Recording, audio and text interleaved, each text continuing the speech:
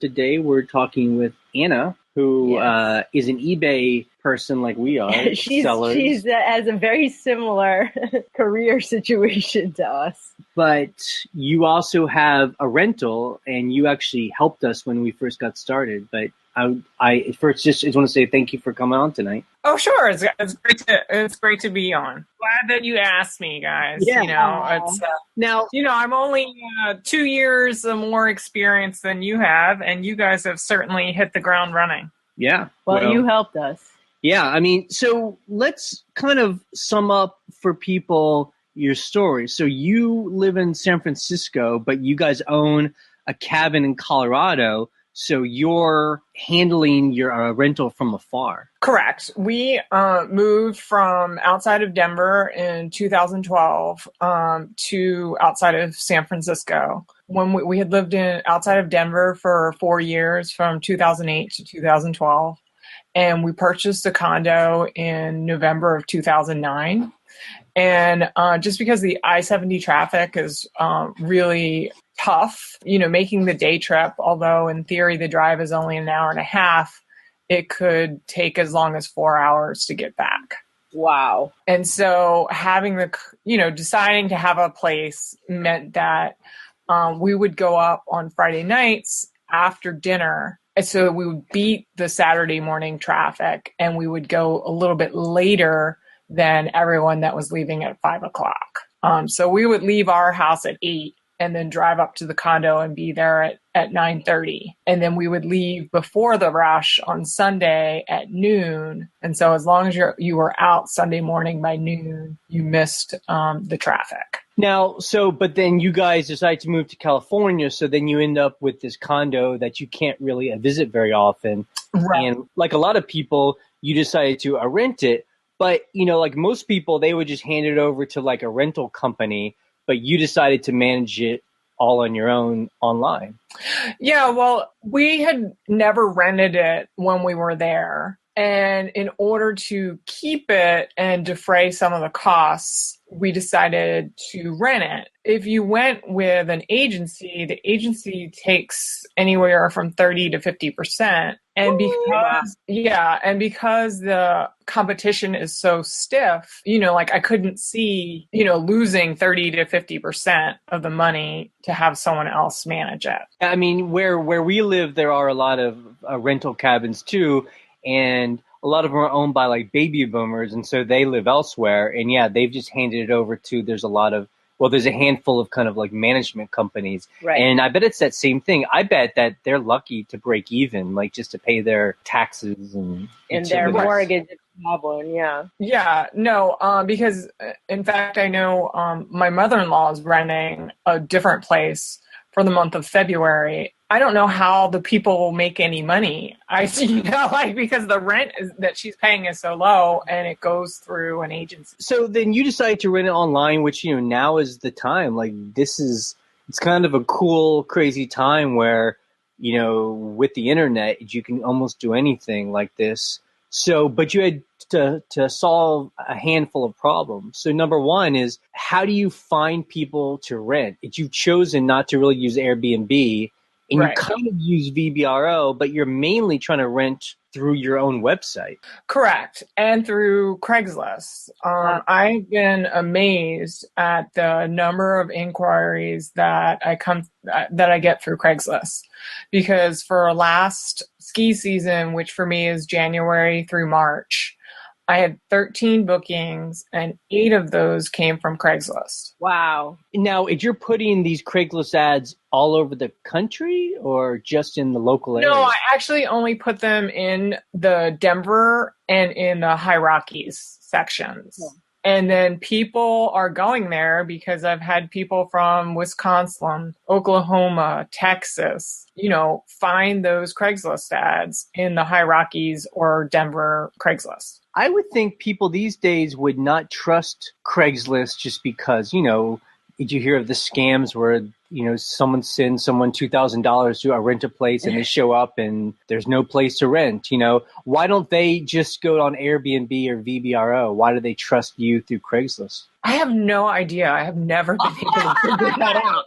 I'm like, I wouldn't rent someplace because there's actually are other postings that say, Breckenridge condos scam. Do not rent from Craigslist. Right. Wow. Or, there is actually an agency that someone was copying their ads and stealing people's money. Right. So real quick, are you put up this ad and what they call you, and is it all done on the phone, or how do you do it?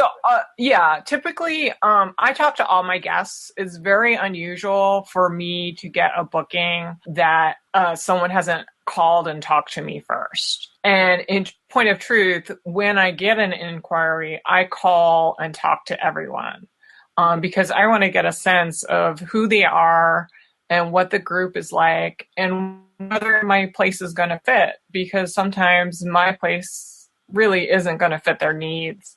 And I want to get good reviews. And if I'm not going to get a good review because it's not going to meet their expectations, I want to point them to somewhere else. So what kind of questions are you asking them, and what percentage of the people don't fit? I'm asking them, how many people are there? Right. Because my place is best suited for 8 people. It's best suited for four adults and 4 kids, but I have had groups of 8 adults. But just the way our bunk beds are and the slanted roof, it's, tight kind of to get up to the top bunk. I've slept up there, but, it's better for kids to sleep up at the top bunk. I'm sort of asking them, what's the demographic of their group? Where are they going to go? And what are they going to do? Right. Are they party kids, basically, right? Right. Because a lot of, during the ski season, people are typically going, skiing. And from my place, people are usually skiing Keystone or Copper, but they may also be skiing Breckenridge. Vail is 45 minutes, and Loveland is more a local mountain or a basin. So there's actually 7 resorts within 40 minutes. Wow. So when you get inquiries from Craigslist, not through a third-party website, how do you deal with payment? I have my own website that's hosted through Vacation Rental Desk. And so I can accept credit cards using Vacation Rental Desk, but it's another fee. And so, it's my own website. And then the credit card processing is through their vendor. The way I do my payments is I do 25% down when they book, 25% 60 days out, and then the remainder of the balance 2 weeks out. And do people ever seem kind of worried about if this is a real listing? Like, are you having to prove that? Yeah. Yeah. Only once or twice, but I did have this one dad was like, we're going to the 4th of July parade in Breckenridge. And, I'm a little bit leery. I've never rented through Craigslist. And, so he just felt comfortable, after I talked to him. I said, no, this is my second home. I rent it out. I'm a real person. You can call me. This is the process. And then typically there's no problem. I want to be clear. I mean, we are not, we don't work for Airbnb. I mean, we're not advocating for Airbnb, but, we like these third parties just because it is that kind of like thing in between you and the customer, and kind of like it makes sure everyone feels good about what's happening. Why don't you use something like Airbnb? I mean, they only charge about 3%. I mean, it's really not that much of a fee. My husband's very uncomfortable with their policy, particularly with that you're not able to charge the occupancy tax that isn't rolled into the rates. And there are he deals in contracts a lot. And so he felt very uncomfortable with the way Airbnb does business. I do agree. It does stink because, we have to pay we pay a county tax, 10% tax, and there's no way for us to add that on Airbnb. And so we just basically eat it and then just pay it out of our pocket. But that's why I like VRBO, because they do allow you to tack on the tax that you have to pay the state and the county. Right. Well, I have my listing on VRBO. I just don't have automatic payment on VRBO. So people contact me through VRBO, and then I send them to my website to book. Then if you're doing it yourself and if your husband deals in contracts, are you emailing a contract that has to get signed by the renter? Yes, as part of the agreement, when they fill out their name and address, there is a rental contract. And so they just do a digital signature saying that they've agreed to it. And in the contract, it's like no more than 4 cars, no more than 8 people, don't throw things in the fireplace. It's a very basic contract. Don't pour hot sauce all over the couch. Yeah, I'm sure that's in the contract. That's always my nightmare. Jay's always like, I feel like my nightmare is people are going to pour barbecue sauce all over my couches. That's like visual. All right. Okay. So people now have an idea. I mean, so you're managing this from afar and you're renting through a lot of these Craigslist ads. I mean, that's incredible. So the next question is, so how do you check people in if you can't physically be there? I have a digital lock that I program remotely. So for each guest, I generate a code that's specific to their stay, and it's a 8-digit code, and they punch it in, and that's essentially their door lock. Right. So, and to be clear, it's an internet lock, right? Or it's correct. Right. Or it's not actually, wait, is that right? It's not connected to the internet, right? It just has codes stored in it. We were researching these. It's pre-programmed by date and time. I do have to go online to generate that code. Right? Got it. Yeah. Now, we were actually thinking about getting one of those locks too, but we didn't. But they were a little bit expensive for us, and since we're close by, we didn't have to. One thing I worried about was it generated such a long code, 8 numbers. 8 digits, yeah. Do people complain about that? You know what? I've never had anybody complain about it. Oh, cool. When I email them the check-in information, I put that the 8 digits as the first thing in the title of the email, so that they could always have that in their phone or whatever, so that and the kids can memorize it, or But yeah, no. Interestingly enough, no one's ever complained about the 8 digits. I mean, that is so incredible that you manage this thing from 1,000 miles away, or I don't know how far, and you just give them a code, and then they show up, and they just punch it in, and they go to town. Yeah, well, it's really funny because some people are like, "Well, aren't you going to meet us?" Or they're like, "Well, do I have to get a key, or do I go to a main desk?" Or I'm like, "No, just walk up the stairs, punch in the code, walk in." Yeah, no, that is incredible, and it just shows. It really is interesting how the world really is based on it's trust. Right? I mean, you're trusting them with very expensive asset that you have, just based on a phone call. Yep. Right, and that's why I've steered some people away, that you get the sense that they're going to be trying to party. And so just be like, I don't think this is going to be the place for you. It's very quiet. It's residential. It's above the town, so I can talk it down, as well as I can talk it up. Right. That's smart.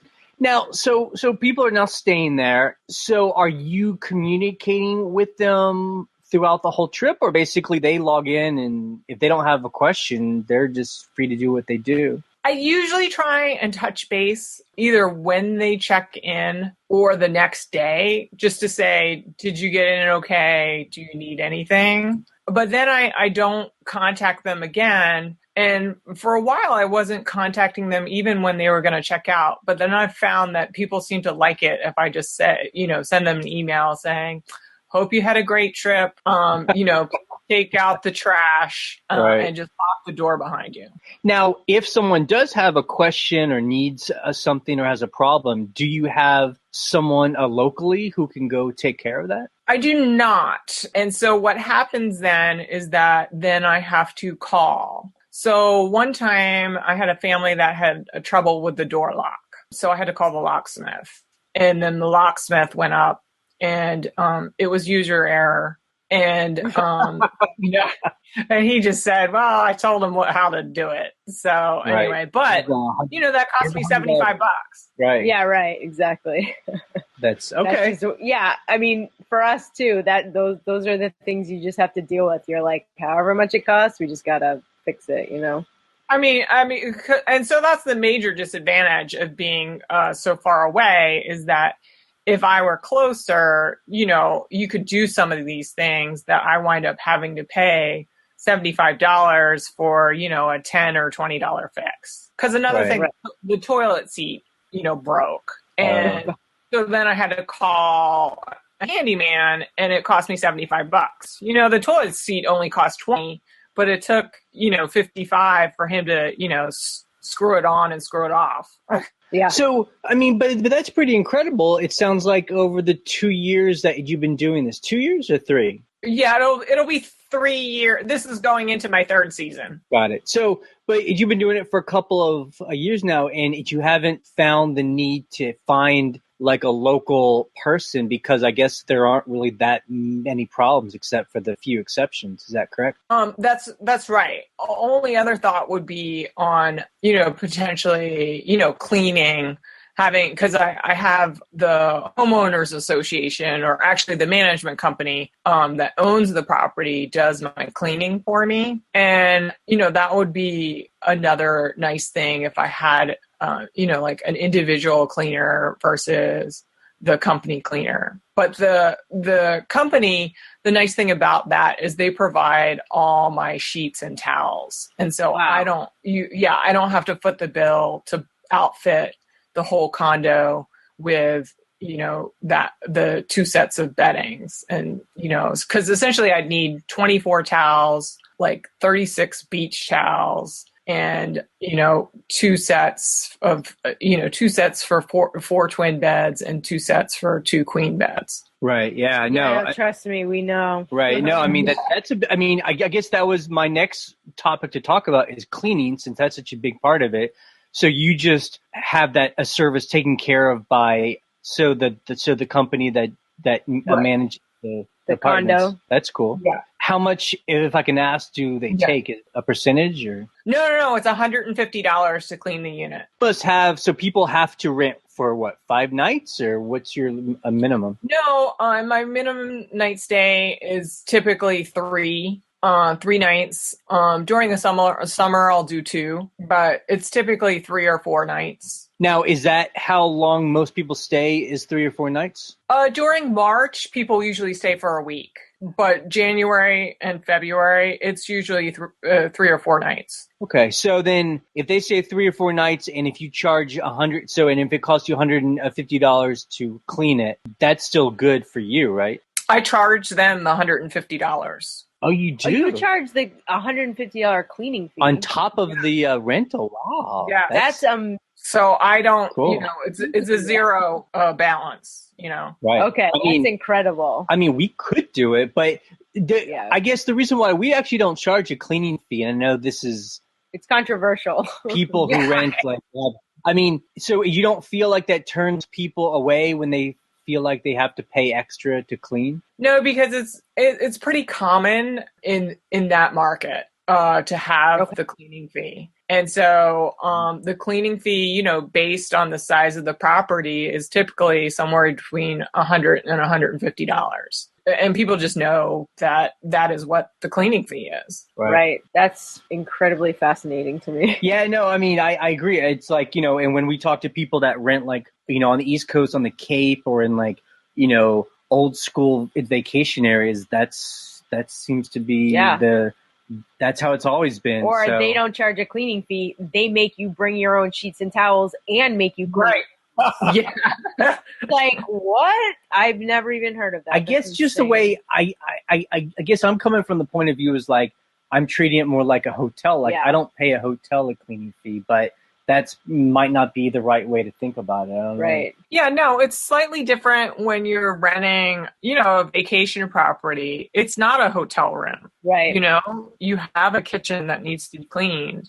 You have you potentially have multiple bathrooms.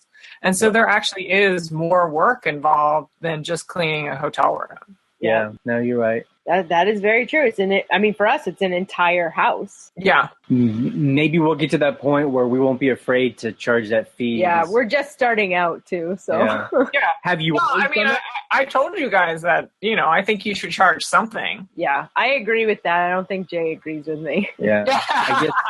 Yeah. I think Jay and I are at odds. Because even your friend in New Orleans, she was charging, that's like, oh, that's my pocket money. So, yeah. I guess maybe we could do it as a test this year. I mean, my argument is we were booked, 75% of the time, and I'm feeling it might be because of the no cleaning fee. But that might be crazy. Yeah. And also, I think how we were talking, how Airbnb does not allow you to charge the tax. I'm like, that cleaning fee might help us make up for that a little bit. True. As said, I don't like that, but it's like, VRBO, we have everything covered, but Airbnb kind of skimps us on that end. Yeah. Right. I know you've only been a couple of years now, but are you getting people coming back? You know what? I've actually only had one family come back. And the interesting thing is people have been booking really early this year. And I emailed the family and said, are you planning on coming? And someone else booked the week that they would have come before. Yeah. And so I felt so bad because this, would have been her third year coming. But I did give her a warning, and it was like 7 days from the warning to when the people actually booked. Right. Yeah, you can't help that. Maybe that will show them. Yeah, like we actually had a group of people wanting to book on it's New Year's Eve here, and they kept kind of like not actually pulling the yeah, they kept saying, I gotta check with my friends, I gotta check. We're like, fine, but anyone can book at any time, and they got booked, and someone booked. Like, oh well. Now, if you do have a website of it's your own, are people finding that through Google searches and booking directly through the website and not going through Craigslist? No, people typically, find it through Craigslist. Right. Gotcha. Okay. Yeah. So people aren't just typing in, Aspen skiing condo and finding the website. That's not happening. Yeah, no. It comes up only if you're searching for Anna's Getaway. Does it come, in the top 3 listings? If you're just typing in, Timberridge condos or Wildernest, it's pretty far back. Now, what kind of, this is not to be like dark and stormy, but what kind of issues have you had with people? Have you had any, I guess we call them customer issues or renter issues? I will call them more natural disaster issues. Oh, gosh. I haven't really had any problems with the customers, but I've had issues that affected the guests. Yeah. And so one was the water main broke. Oh. And so there was no water for 36 hours. Wow. Oh, my God. That you can't flush toilets. You can't do anything that requires water. Wow. And so this happened 11 a.m. on a Sunday. And so Sunday night, I said, so are you going to drive? Because they were only 2 hours. They were actually from Colorado Springs. So it was only a 2.5 hour drive. I said, well, are you going to leave? And they were like, no, we're going to make it through the night. But it was not a good thing. And so I wound up, having to refund them for the night. But it was a back-to-back. And so the cleaning crew, then they cleaned, but they left all the dirty dishes stacked in the sink. Oh, no. And yes. And so then the next guests came in. I was like, well, how's it look? And, and she was affable and, just loaded the dishwasher. But that was not a good thing. Right. Yeah. So do you just fix that by just telling people I'll give you a discount, or how do you Exactly. Yeah. Then I give them money. Yeah. Yeah. Or I ask them what you want. Yeah. Because I've also had the power go out. And people will call me and say, where are the candles or where or whatever. And I will say, when it happens, what can I do to make it better for you? And this person was like, if it comes back on in an hour, it's fine. it's no big deal. And so the power did come back on. And once again, it was the energy company's fault. It wasn't. Yeah. I mean, we had that problem where we had a group of young ladies there who were really wanting the internet, and the internet went out the whole weekend. And, it's beyond our control. And we ended up giving them a refund of a full night. Yeah. They were fine with it, Yeah, but still, it's those things. We have the same thing. We've never had an issue with any renters. It's just weird things out of our control. Like you said, the power's out, the internet's out, whatever. Yeah. The water pressure's down for some reason, And I actually did have guests leave.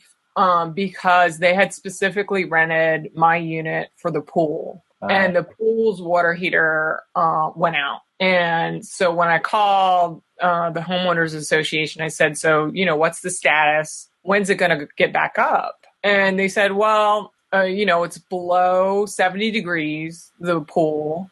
We can't find a plumber that can come out.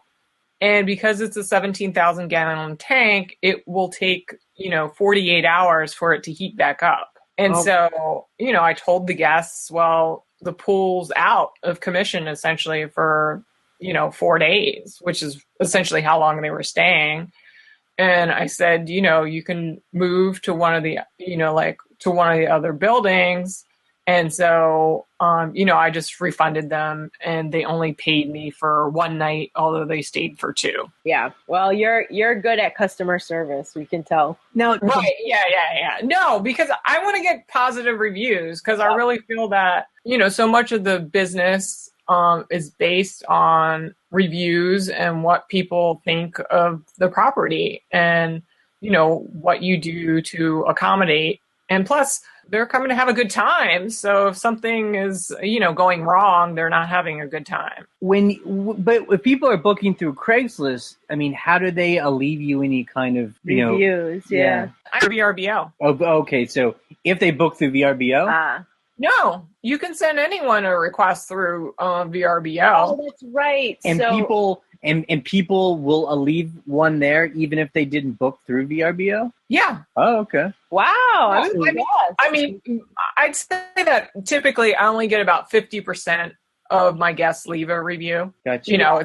It's the same as on eBay. Not everyone leaves a review. But yeah, no, I ask every single guest to please leave a review. Huh. Oh, that's so smart. That's cool. And only once have I had someone, kind of write back and say, oh, your place was good, but the toilet, the heat was too hot in the upstairs or whatever. But he just emailed me that. He didn't actually write a review that went public. Well, that's good. Yikes. Yeah. Now, you've mentioned a couple times the condos in a homeowners association, a complex that has a homeowners association. Yeah. Normally, when people hear that, they hear problems that the homeowners association doesn't want people to rent for this. Short-term rentals. I guess that's not true in your case. Well, this is these units. It's in an area called Silverthorne, and actually it's an offshoot. And so the area is called Wilderness, and it is all condos. It is all vacation rentals. So it is not, locals living there. It is, these are all rentals. Are they like timeshares, or are there just people doing it like you? For the most part, it's second homes. There are a handful of timeshares. So each building has 24, and there are, I think, 3 timeshares. Gotcha. Okay. But it makes it hard to get a loan. Yep. For a mortgage. So we actually had to go with a local bank in order to get the mortgage, because bigger banks wouldn't write the mortgage because of the timeshares. Gotcha. Or the partial. They're actually not timeshares. They're partial ownerships. Right. Gotcha. Yep. And then, I mean, we're kind of wrapping up here, but so this sounds, I don't know if the word passive income would make sense, but I mean, how much time are you spending per week or per a month handling this? I would say it takes me, it depends on the week, but it's between 4 and 7 hours a week between posting on Craigslist and, talking to guests. I mean, some weeks are more and some weeks are less. Right. It just depends. because it takes me 20 minutes to post on Craigslist. And I try and do that, like every day, but I don't always do it every day. And then, a typical phone call is about 15 minutes, but I'm usually only having those like once a week. And then the cool thing is, so since the only fee that you're paying is basically the credit card fee, and that's what, like 4%, 3%? Mm-hmm. Yeah. So if you're keeping almost No.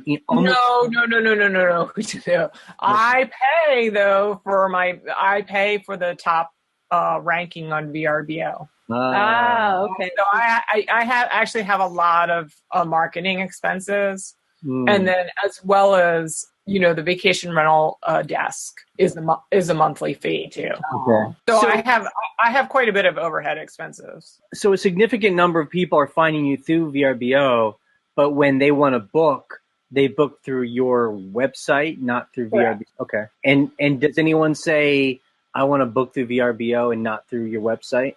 No one's ever done that. Okay. Wow, that's incredible. That's cool. That's so interesting. I'm just kind of amazed that I'm just amazed that people aren't more a suspect or, that's good. Yeah. I guess they talk to me and they feel like it's going to be okay. Cool. And it is okay. Yeah. So if you're going into your third year now, is there anything that you're trying to change or tweak or improve upon on what you've done so far? Oh, well, definitely decor. We purchased the place furnished, which is typical of those condos. And so there were a lot of deer head photos and artwork. And so that's not really me. And so I'm slowly but surely, kind of changing the decor. And we did this summer, we replaced the enormous sectional with a more contemporary leather couch and 2 chairs. And so, eventually I'd like to paint.